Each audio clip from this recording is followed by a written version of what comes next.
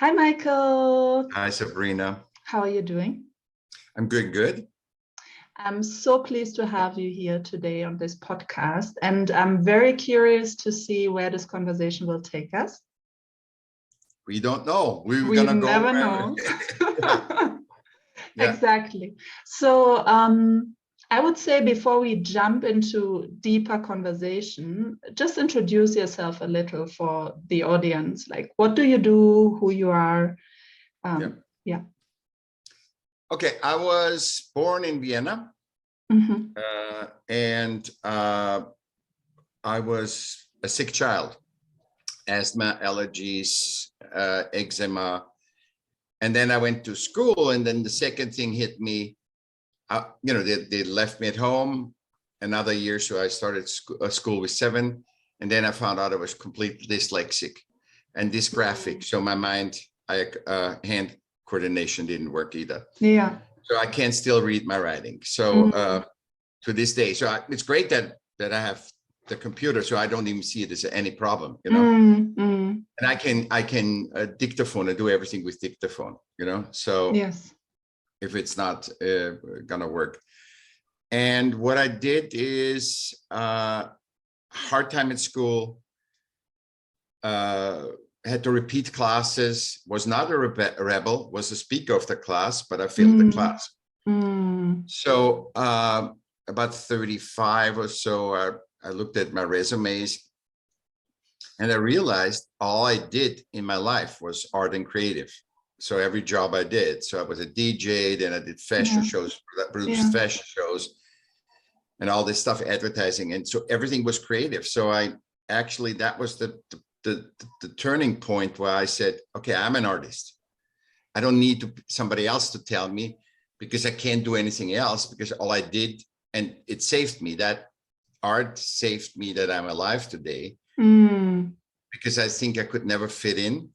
Yeah. In the art community, it doesn't matter. It's not about who is better, who is worse. It's about the project. We need to make this theater play. We need to make this painting. We need to make this sculpture. It's together. It doesn't matter what race you are, what gender. If you're as a guy, you're good in sewing, you sew, in a theater. And you know that. I'm not telling you anything new. Yeah. So I realized that. And then I went, I found out more and more how really art was my lifeline, not only my lifeline, but also a human connection. It was because I've never had problems with humans. My problem was with systems. I couldn't fit into systems. And I think a lot of people today can't fit in systems because we are more aware. We are more aware of our idiosyncrasies and differentiation of other people. So we are more aware of that. And because we are more aware of that, we fit less and less in the system. That's why you have ADHD so up, dyslexia up, all the mental stuff up. And I just realized recently, everybody's talking about the metaverse and stuff. And I was very frightened when I heard a kid with 20 telling me, it's great. I mean, if your life, it doesn't matter how much money you have or whatever, you just go into the metaverse and you're a superhero. You can just forget everything here. So, and I was like, it really affected me on a deep level when I had 2 kids telling me the same things. And I wasn't arguing with them or anything. I said, okay, just let me know. And then I looked at systems in my last book, The Smart of Art. I looked at, because I was so upset that 95 to 97% of artists are poor worldwide. So worldwide artists, it's not like, oh, they're better in Europe or whatever. No, they're on the poverty level all over. And so I found the essential misunderstanding, my misunderstanding, that was, it's the systems, it's, the government doesn't pay, the people don't pay, nobody appreciates art. And it was actually not that way. What I found was we have never defined ourselves. Artists and creatives were never in a position to define themselves. And what happened was, you see that with, in cave paintings, the guy that could draw painted, the cave paintings. And then the next step was Mozart was, working for the Duke or the Duchess. He lived in the palace in one of the 500 rooms. And they told the kitchen, just feed that guy. And at night, you're going to play me some classical music, right? And then you get Michelangelo with the church, the church took care of them. Said, come on, paint the Sistine Chapel, and we're going to give you a stipend and whatever. So they never defined. Michelangelo didn't say, hey, I did $1 million for the Sistine Chapel or $2 million. I mean, it's priceless anyway, but I'm just saying, Mozart didn't say, hey, I need that money so that I can buy myself houses and do whatever. It was just always an employee of the, or the favor of the, and so both sides of humanity didn't understand. So artists didn't define themselves, and systems and rich people didn't know what to do with an artist. So over generation, we conditioned us, hey, art is just arbitrary. It's just whatever anybody says, and we have the exceptions everywhere. We have the exceptions in artists that make so much money it's sickening. And then art, patrons, they pay so much money or nothing, So, but in generally, in our society, which is a system too, we have starving artists over generations. And art is not a job, art is a hobby. And art is basically, so it's a misunderstanding from the beginning. And I have a question. I have a question on that. So what I hear you say is that there's a very strong correlation between a creative mind and not really fitting into the system as it is. That's your own experience as someone who, was a very creative person. Of course, there were also other challenges that you had, very personal to you. But there's that general thing that we don't seem to fit into a system if we don't function in certain ways. Exactly. So how would you change that if you could really do something differently today? I'm changing it already. I wrote the book so people get conscious, because I don't believe there's anything we have to do differently. We have to be conscious. And, my 20, 30-second podcast is just a quote and a question. So anybody that is creative needs to understand what is this power? We don't know. We haven't defined this power. So I said today, I posted my new episode. I said, verbalize arts, verbalize arts impact or whatever, or I can't remember what I said, but verbalize, our something about the impact and the impact. Verbalize, arts power or something. So what I do is exactly this. I verbalize all the things that are outside of a system, not like, oh, who was Mozart and how much did he make or whatever. But I say, for example, art makes you always feel to be in the moment, because you can't look at art, especially fresh art, or be in art, being not in the moment. So people that ADHD and dyslexia, they get out of the moment. They are 2 or 3, they're not in the moment. So the moment is all you have. So you bring in all the stuff at the same time. So you're aligned with that. You can't be creative really if you think about, I have to pay those bills, I have to take care of my family.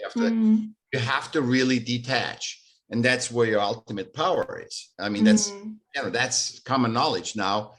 Everybody is doing on the same trip. And art is the best spiritual. There's no spiritual discipline that except conscious breathing that brings you into the moment like art. There is no spiritual. You can pray and meditate and whatever you do. When you create, even if you fill something out with color, you have to be completely in that focus, that you stay in the borders, and that you know, that the colors that it takes, the color takes bites. And so that's why things like that we have to know, because then artists and creatives will feel powerful and not poor. Yes. They will all of a sudden recognize they have a superpower. That's why I call art is one of the 3 superpowers that I defined. The other one is, you know, human discourse, what we're doing right now, and the adaptability, because if we don't adapt, we couldn't fit together, you know. So I have a question for you on, go ahead. On that point of, you know, really understanding what kind of superpower you have as an artist, because I wonder, a creative person has so much inside of them to give, you know, and sometimes it pours all out and they can almost not stop the flood of creativity. So it is really like overwhelming sometimes, even that flow. At the same time, I wonder why this sense of poverty is so strong in many artists, because it's almost like there are 2 brains. There's abundance in the sense that when our creativity flows, there's a total mindset of abundance in us. But when it comes to actually valuing ourselves and what we do, there's the mindset of scarcity. Why do you think there is that disconnect? I think this is one that we didn't define, and nobody defined us. So the other side defined us, didn't define us either. So it's stuck in that. The other side is the being in a moment. When you are a manager and always with people, and always I think, you know, artists like to, you gotta come to yourself. You come in this moment to create, and that gives you wisdom. So artists are kind of social, but also loner. So social artists are socials in their community. Yeah, and that's what kind of protected that community, I think, that protected this superpower. And the poverty comes that people rather say, I've experienced myself in that moment, and I don't want to go back. I don't want to go back in a system, an 8-to-5 job that destroys me, and then it takes me a week, a year, a month to come back to me. So when you are in, that's why we are so exemplary, but we can't express it. So nobody can tell me, because I can express everything. And so when, if you want to start with me about how waste art has no purpose, I can talk 3 days about it, and I can give you examples, you know. But in generally, people shut up. They say, hey, what's your point? I mean, we talked about this. I said, when you go to a plumber and he says, oh, why am I paying you 5,000 marks or whatever, or euros? And he says, oh, I get you a bathtub, I get you a wash basin, I do this piping, and my labor is this. When you go to an artist, he says, oh, I charge this because that's how it is, arrogant. Or I was just in this exhibition, arrogant again, you know, because it's like, there's no, because we feel so bad about it, you know. Having to put that value on something that's very exactly, and there is no abstract. value, and this is where another problem comes in. When you sell, so art or coaching or all these podcasting, whatever, should be honored. They should be on an honor system, but you can't honor because nobody talks about money. So you will always, when you go honor, it's almost like a low part of it. But you know, Karl Lagerfeld says he has almost never asked for money. He says, give me what you think I should wear, like Chanel and over it. And then, because he said, obviously I had a manager, but he was not saying, oh, I need to get millions of dollars, which is the correct thing, because it is priceless. I mean, how much, put a value on this talk, for example, it's priceless. Our things that you can't put a price on it. On coaching, you say the right word, you say one sentence, you say a word in a conversation that takes 2 hours and costs you $260, you know, but you that word changes it. Is that word worth $260? I don't know. It's not, you cannot define it. You can't define art. And when people understand, for example, that when you're in that moment and you create with your higher self or the matrix or the universe, and you're interacting with the non-physical, basically. Let's say that's the most grounded expression. That interaction from inspiration to a physical thing, that's the magic. But people don't understand it. So a person that spends $1 million to support a museum, he feels it somehow, but he's not conscious of it. It's in his, because he doesn't spend $1 million on a plumbers union, you know. He spends $1 million on a museum, and then you ask him, and ask people that ask a person that made an $18 million museum. They couldn't tell me. They say, oh, it's the period of time. It is, that's why I wanted to support that. But they didn't say, listen, it's something very magical. And magical is just an expression of whatever is not explained, you know, physical. So I'm trying to get the magic out of it. It will be still mysterious to do art, but I want to get so that we can verbalize the value. So if I see, the art is the product of the non-physical to physical interaction with that artist. Now I have something. Now I can say, can you do it? You know, and most people can't be in the moment, you know? Yeah. So when you do that, when you teach people what it is, then we'll, on both sides, we will have more money. People that are art lovers will understand that when they see something really fresh, something, you know, that is unique and new in a world where everything is already exploited, you know, economy and all this stuff. This is actually where we need to go. This is actually the direction that we need to search for, the new, the fresh. That is what gets our passion going, you know. You have a feeling, like in love, you have a feeling, but you don't know where it's gonna go. You know, you don't know, true. Hey, I'm gonna be together with that person in 50 years. You don't know that. It doesn't matter how much you're in love. Yeah. And so when you the first time when you fall in love, it is that, and it's very similar to that art, because you are in the moment. I believe that love isn't something somebody else gives you. It's you bring each other into the moment, and then you feel that fulfillment. And most artists can confirm that, because it's almost like a love relationship. I can absolutely agree. You get in that zone, right? Yeah. You go in the zone and you feel in love. And you feel in love. And it's not like you feel in love with something, with the earth. You just feel in love. You feel bliss. Yeah. And that is so powerful. But you can have the almost same experience, not exactly, but you can have the same experience when you see something totally fresh that blows you away, that you've never thought that goes. And that goes from the simplicity, because I saw an Alfred Kelly shape, and minimalism goes very long. And he did this in his last 10 years or something. And I thought, wow, that's amazing. It is just, no, it's just, nobody figured it out. And the simplest things, you think, oh my God, it's so simple. It's right in front of us, but nobody figures it out. And so once we talk about it, and this podcasts help, because people will say, oh, oh my God, that's what it is. Because the self-awareness is what we need. I think the self-awareness is totally what we need. Yeah. And once we have that, and we have it from all sides, then all of a sudden art is not just a hobby.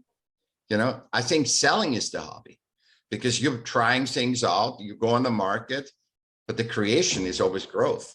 For example, I say that in my thing. So the creation is growth. The art is not a hobby. It's never a hobby. Yeah. But it doesn't also hard work. It's not hard work. It's just intensity in the moment. And that intensity is very, very powerful, Yeah.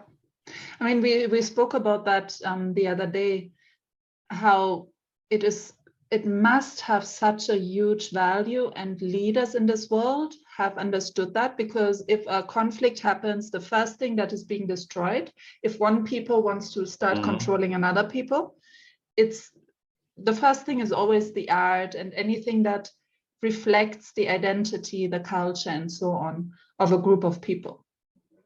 So, I so agree. God, yeah. thanks you. Thanks God you hit on this, because I'm actually contacting Getty already, the Getty Museum Foundation, for that, because I think that's one of the biggest art organizations in the world that is about the humanity, to preserve the heritage of art.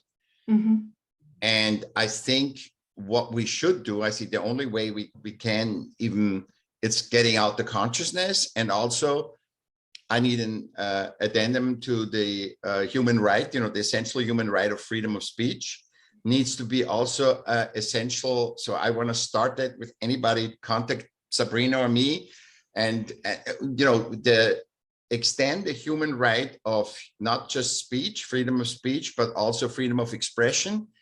And in that, art and cultural goods need to be protected. They cannot be, you cannot have your child or your child's child not knowing, because a system decided to destroy your heritage, where you came from. Doesn't matter if you are a Kurd or a German or an American, it doesn't matter. Yeah, because and you need to have a. Why do you think that's so crucial? Just go a bit deeper, like what your motivation is behind that. Because when you look at what systems do, and that this new book that is coming out, the Smart of Art 2, is about systems and creativity. And when systems, we live already in a metaverse, right? So we think, oh, we need to create a metaverse. No, we live already, because we have the human experience of experiencing humanity through systems. Yeah.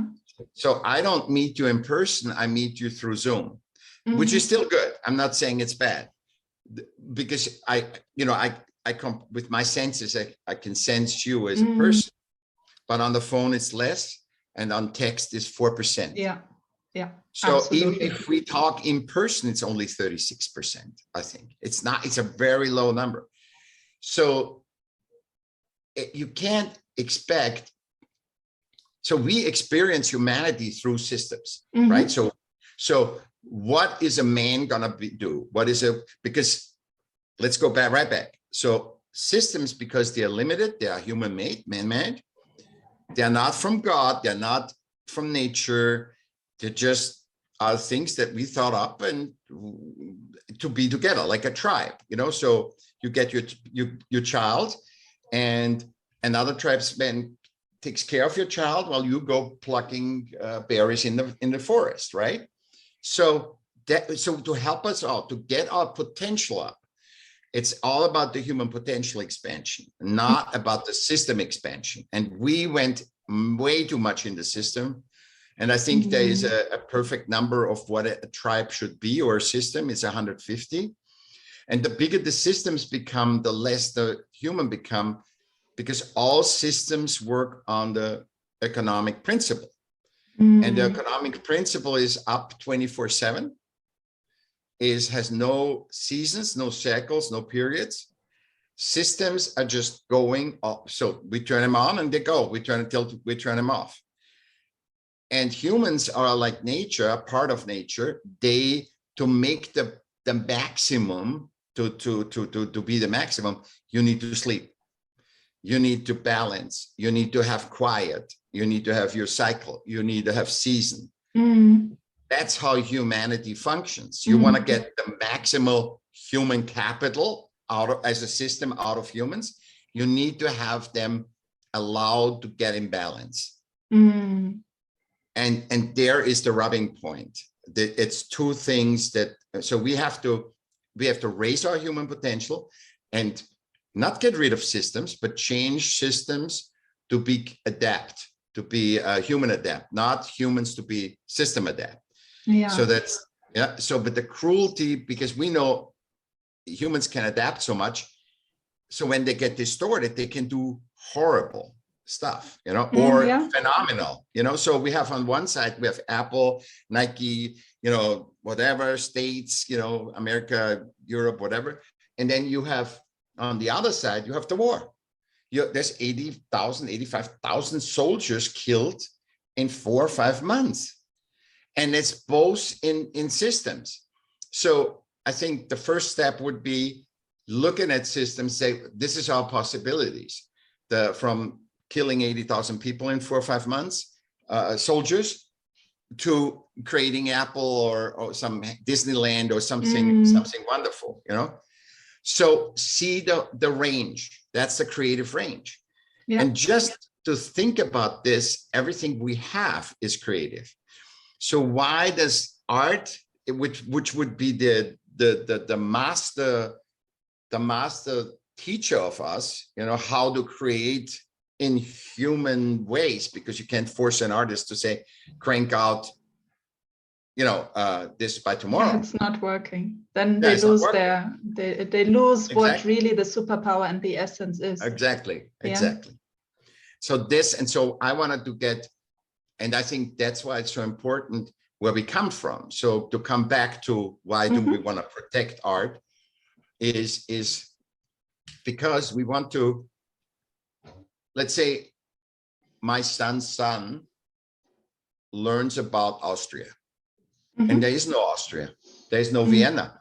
There were misuses in Vienna. They were also with the Nazis. And actually, let's get rid of the whole mental. So there's only Mozart in Vienna. Only the good stuff, not the bad stuff. And that Austria was the biggest empire once. Let's just forget that. So I want them to know where we come from. It's not so much that they say, oh, you know your heritage, because I believe that we're all humans. I believe I'm against the segregation of even men and women. Obviously, we know a man and woman, but we're all humans, and all the segregations in gender, race, and sexuality are because systems are limited. They didn't know how to deal with us. So they had to say, okay, let's separate them in men and women. And then we are so adaptable, we took that on. So we assimilated, the racism, for example, because they weren't white, we assimilate that, and they say, okay, the system says all of us, so we are herd animals. So it must be true. So over generation, we assimilate racism, sexuality, gender, discrimination. And see everybody. So tomorrow we could start seeing people as humans, and not as systems.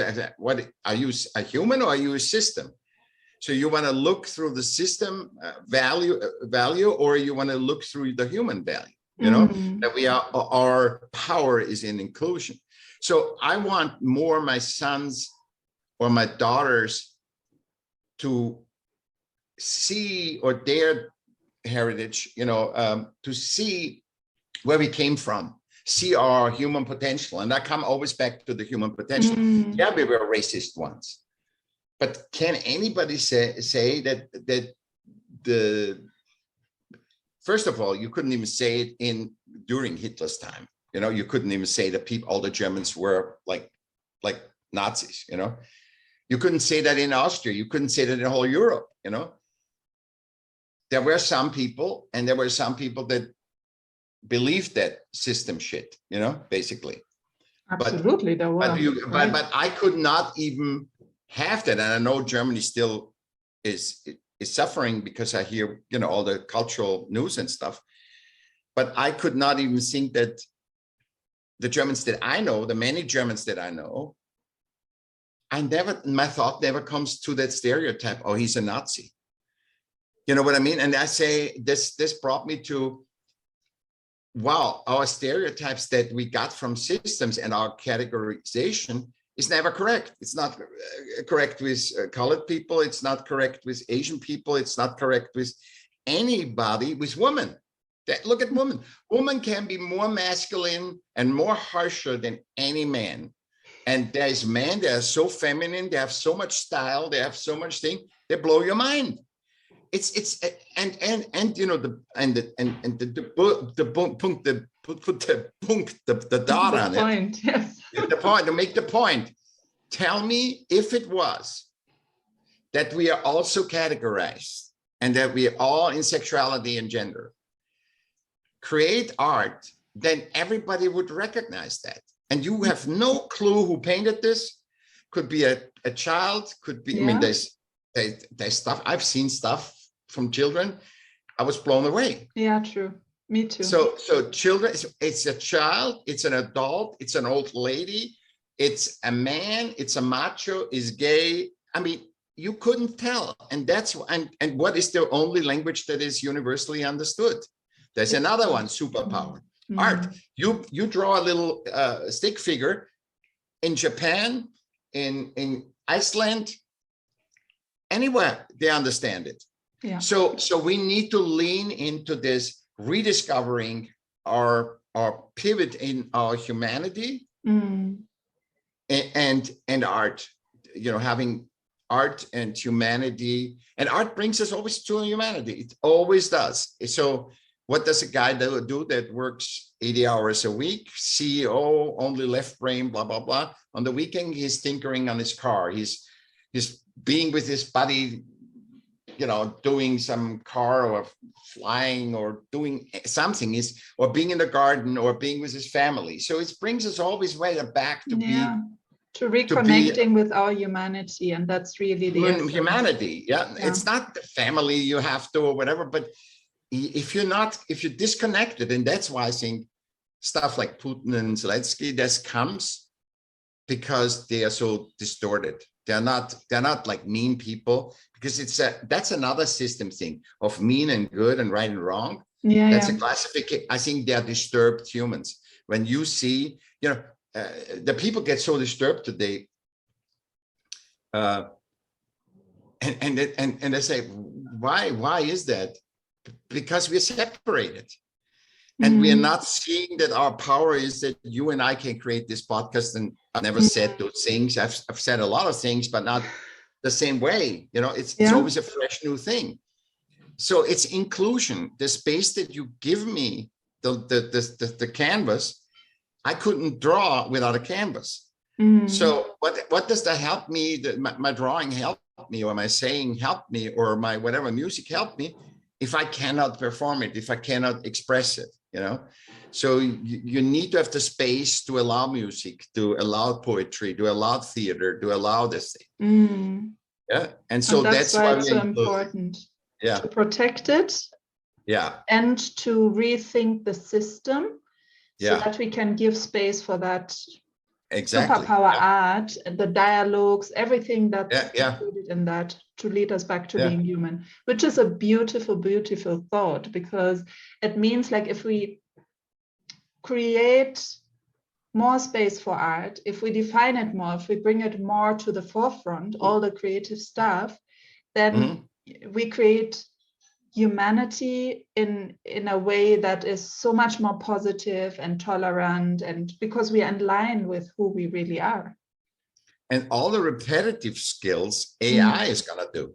All the repetitive skills robots and AI is going to do. So what are we going to do if not our human potential? And art always all opens the human potential. And there's one more I need to say. We see there's one misunderstanding that also needs to be thing. What we look at the artwork, what we look at what art is the art business. It is a product that is sold like any supermarket. It of course it has because it has not defined, and every defining of creativity has to be. When you define creativity, then you create, for example, a new iPhone, right? That's a defined purpose. But you neuter, castrate the source that comes in. You know, perhaps you wouldn't create an iPhone, but you would create something way better.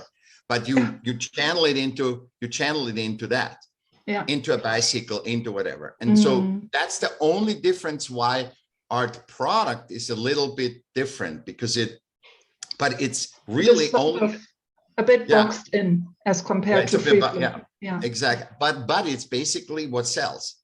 Yeah. And art has no, the energy of art has no saying, okay, you need to get 50,000 followers, you need to get famous, you need to be a master. Art says, create me and expose it. It doesn't say expose it to millions of people, expose it to your mom. Because in that exposure, there is a feedback for you to learn from that conversation, the physicalness. So it's the anchoring. So you bring in what you have the inspiration about, and then you expose it. And that exposure, if it's hated or whatever, it doesn't matter. It's the anchoring of your creation. So that's why you need to expose it. So those things, and this is not, I'm not telling anything new. I unveil and put attention towards. Yeah. So my job is not to reinvent art.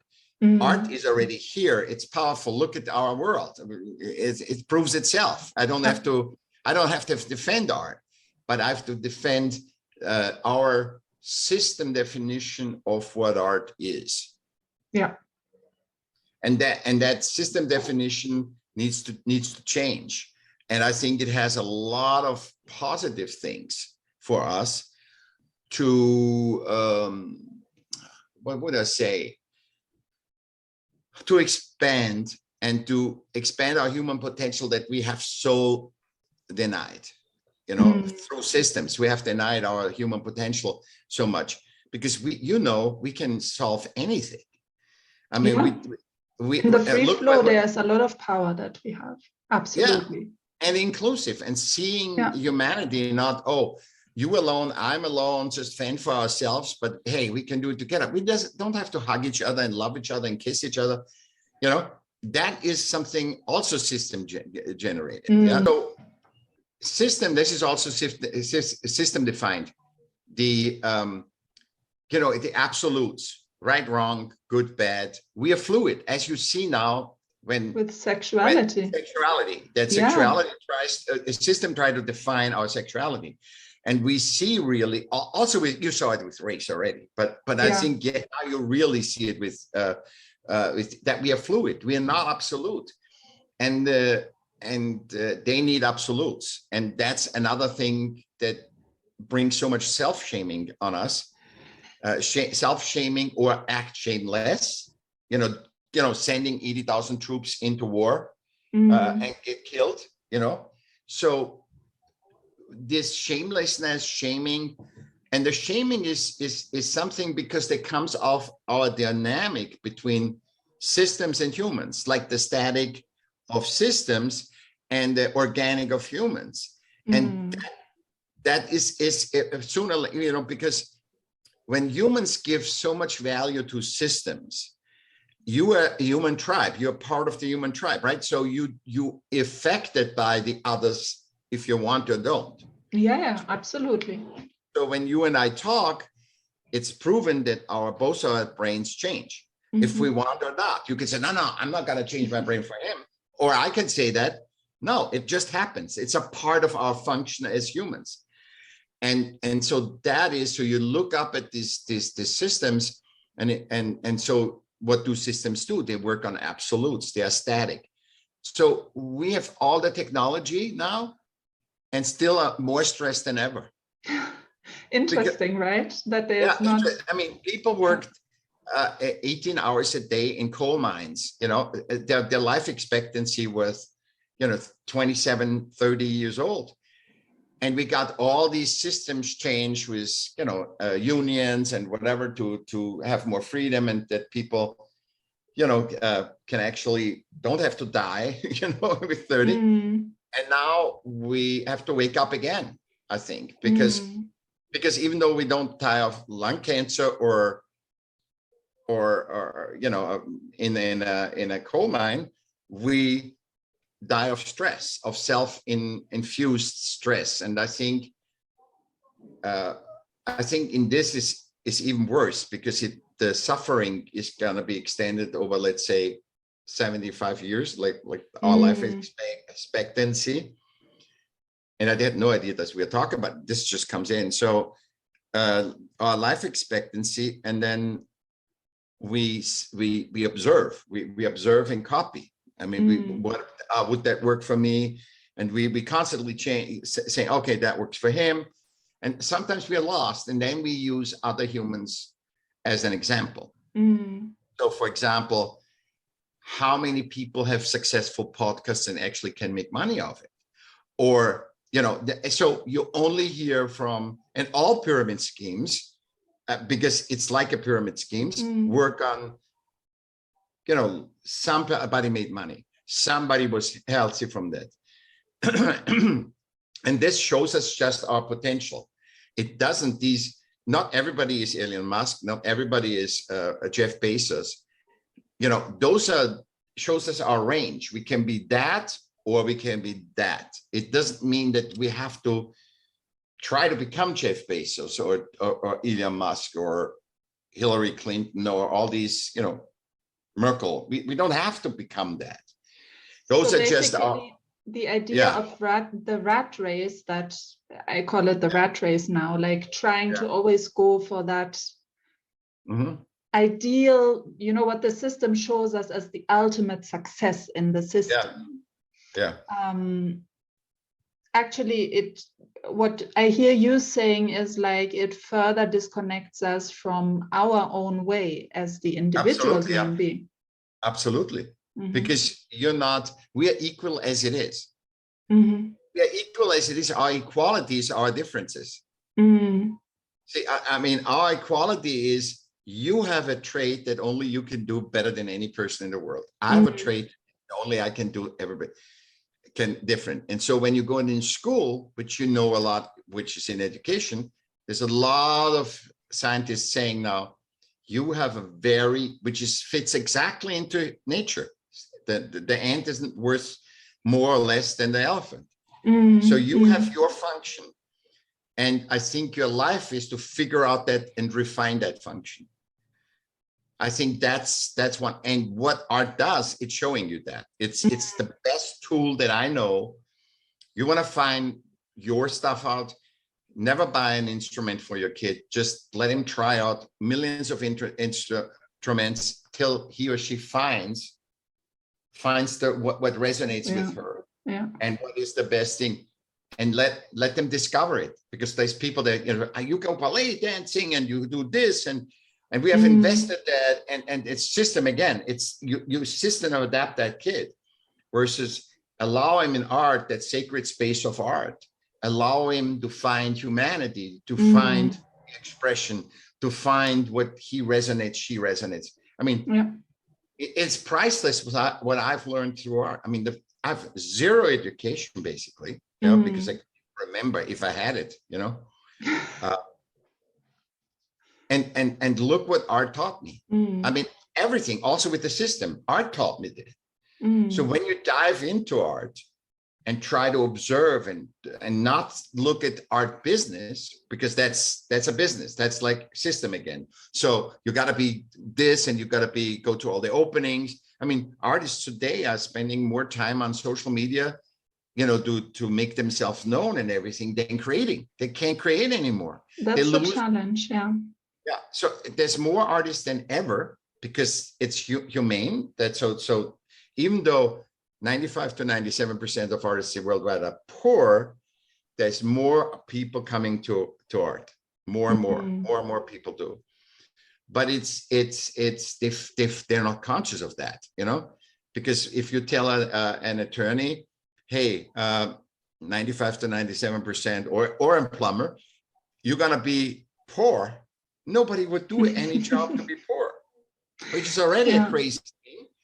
Because there might be a job that makes no money and has no purpose, and it makes no sense. So, but you have value, you have worth, and I think I sent you that. Did I send you that? Yeah, you sent me the article. So I'm questioning the essence. I question what is our worth, what's our value, because that we need to counter that static system that says you need to have more and bigger and more. And that now in Korea, they have 0.9 reproductive, that so they, and they're already feeling that 0.1% less birth rate is affecting the economy. So what are you going to do when a system that's built for always more, and then there's less people that buy and less people of buying power? So that's why I'm saying we need to get we need to shift our human thing and say, listen, we need to make these systems human adaptable, not human to think, because humans are always losing in their own world, in their own metaverse. That's just their own creation. Yeah. Yeah, I mean, it's just like you creating a doll, right? You're creating a doll and you start talking to it, which is fine. But all of a sudden you say, hey, what strategy should I do investing in my money? Shall I invest in Google, or shall I invest in something else, right? You can't submit to a creation of yours. That's almost saying, hey, God, or whatever you believe in, metaverse, come down and submit to us. Possible. It's a complete idiocy to submit to a sin, and we are so far that we're doing it, that we're allowing it. I mean, the 80,000 soldiers, 80,000. I'm not talking about the 25,000 people that die of hunger every day. We create 3 times as much through systems, through that static economic system. It's not bad. Economic system is not bad. Just make it ethical, So and agile. I would say it's also about agility, as you say, like if parameters change.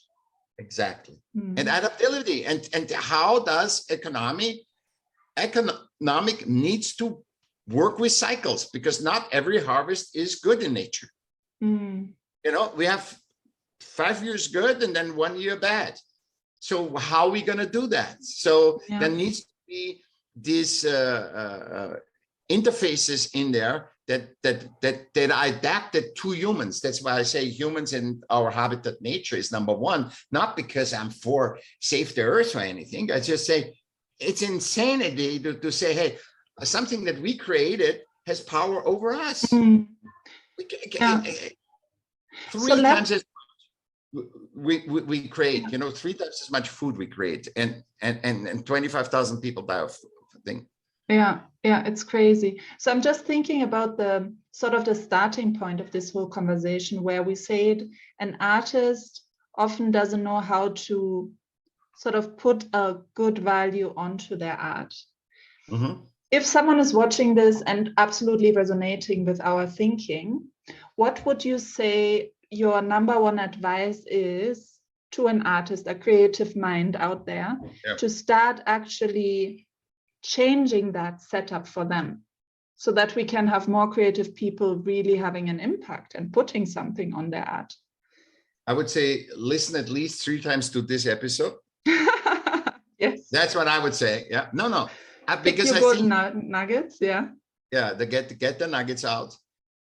Just to know, when you are aware of stuff, you're not gonna do it. If you say, you have a disease, you can't just deny it. Or I say, hey, there's all of a sudden $1 million in your bank account. Why? You have to do something. Once you're conscious, you do it automatically, and it's not gonna be a strain. It's gonna be, you don't have to strain with art. You don't have to strain yourself. I think just read I have like about 85 podcasts episodes that are 20 seconds. You don't even have to listen. Just read the thing here and then. Read as many, because they're deep. So don't just read them all in once, but you can do it in an hour. You're through. Not even an hour. You can read through all podcast, and it gets you conscious, because when you feel. What I want to do is that you as an artist resonate with the truth or wisdom that I unveiled. I didn't invent it. It's not mine. When you feel, oh my God, my life has value. It's just not by the system. In that system, it can't be, because in this system, you have to be the best singer, the best artist, the best whatever. It's all the best. So and I say this. look, if you think that a beggar in New York Times Square or in Chicago or anywhere has no impact, it has, even if nobody pays him anything, he affects millions of people that walk by. And if it's a split of a second that I think about it, or I feel uncomfortable, it's not like, see, system says, horrible, you don't want to go to him. No, just the observation, I feel uncomfortable, go close to him. I feel uncomfortable to give him money. I feel just that. Humans don't function like, he's horrible, he should get a job. That's not a human trait. We can adapt to that. We can become robots of systems. Yeah. As you see with our leaders, what they do, you know, or the people that it's also very easy to hide behind the system, you know, because it's a blinding effect. But every single human being, as much as he is handicapped or whatever, has a purpose. And I mean, I usually don't mention, but I say, Edgar Tolle told about, he was studying in Oxford or Cambridge, and there was, I can't recall the names, you know, Stephen Hawkins, the mathematician. And what the story that he told wasn't how great that mathematician was.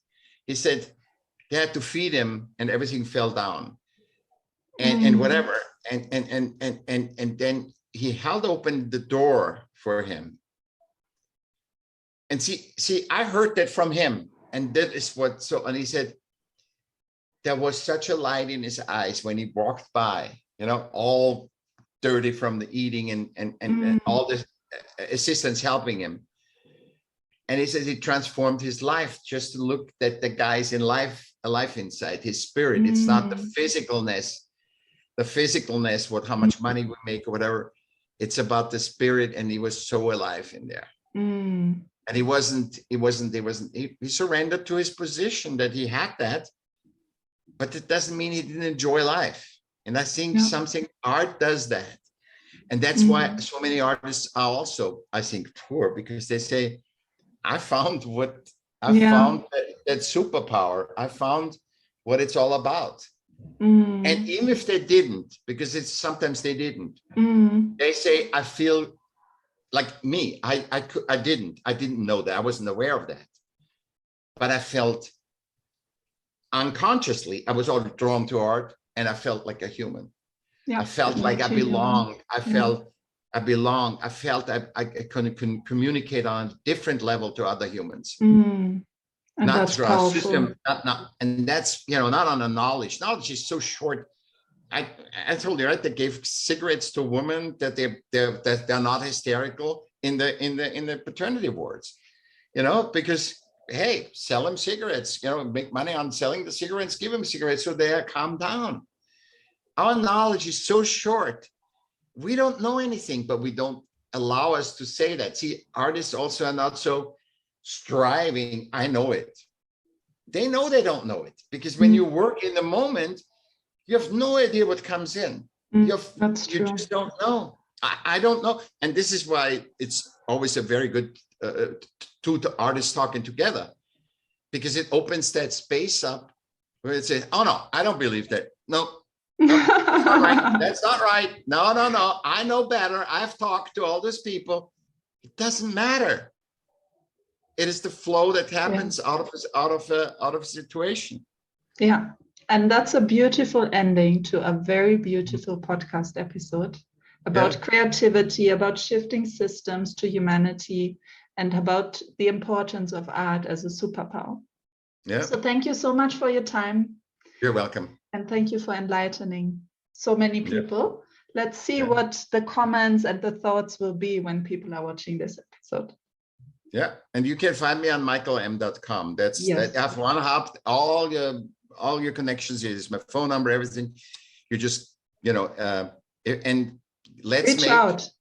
I think let's make the addendum to the human rights that culture is included. We need to know, not because of the culture preserving, oh, that's so beautiful what the Syrians did. No, it's about where did we come from.